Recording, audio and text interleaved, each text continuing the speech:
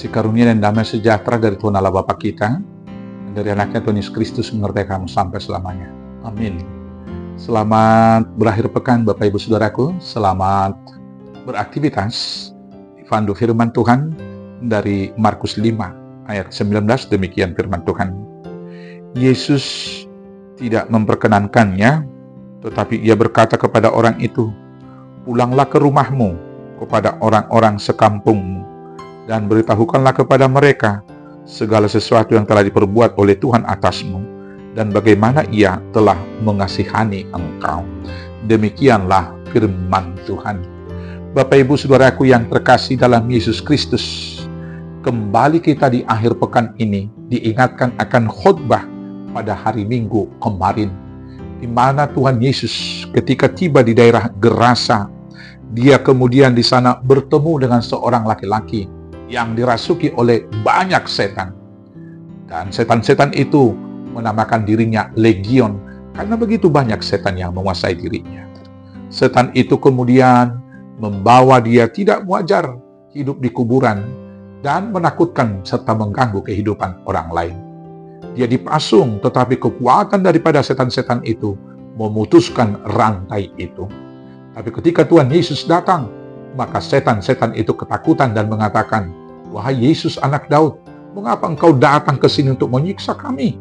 Dan akhir ceritanya, Tuhan Yesus mengusir setan itu dan menyuruh setan-setan itu masuk kepada kawanan babi yang ada di sekitar itu.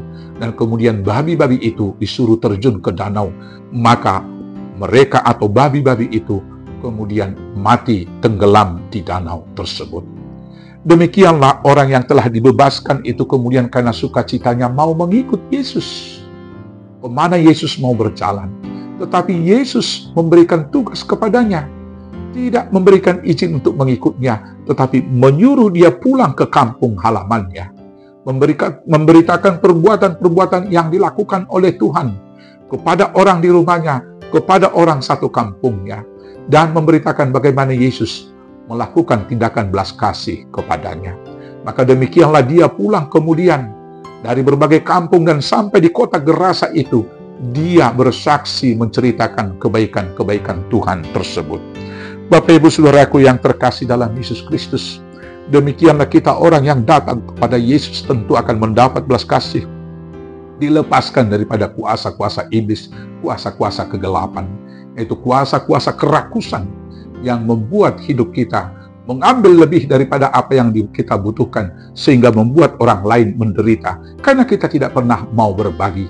Itu juga adalah kuasa kegelapan yang merasuki hidup manusia. Maka kalau kita datang kepada Yesus, itu juga akan diusir dari hidup kita. Kuasa kegelapan yang berikut individualistis, ketika kita tidak mau lagi hidup bersama, cenderung hidup menyendiri. Demikian juga saudara-saudaraku yang terkasih, kuasa-kuasa kepalsuan, kebohongan yang ada pada kita sekarang ini, itu juga kalau di dalam Yesus pasti akan diusir. Kemudian saudaraku yang terkasih, mari sekarang ini, apa yang menjadi tugas tanggung jawab kita setelah dibebaskan dari kuasa kegelapan itu? Tugas kita adalah pergi kembali ke rumah kita, bersaksi, membawa kesaksian bahwa Yesus melepaskan kita, dan menceritakan bahwa Yesus berkuasa di langit dan di bumi. Bahkan roh-roh jahat juga, iblis juga ditaklukkan. Maka kebenaran firman Tuhan yang telah dinyatakan di dalam Matius 28 ayat 18 itu nyata. Ketika Tuhan Yesus berkata, "Kepadaku telah diberikan segala kuasa di surga dan di bumi." Maka Allah yang kita sembah di dalam Yesus Kristus itu adalah yang berkuasa mengusir setan, mengusir iblis. Kemudian kita harus menceritakan cinta kasih-Nya yang membebaskan orang yang terbelenggu karena setan itu dengan cinta kasih dan kepedulian yang dari Tuhan. Demikian juga di dalam kehidupan kita. Kita harus menceritakan tindakan kasih Tuhan Yesus yang membebaskan kita dari belenggu jerat iblis dan dosa.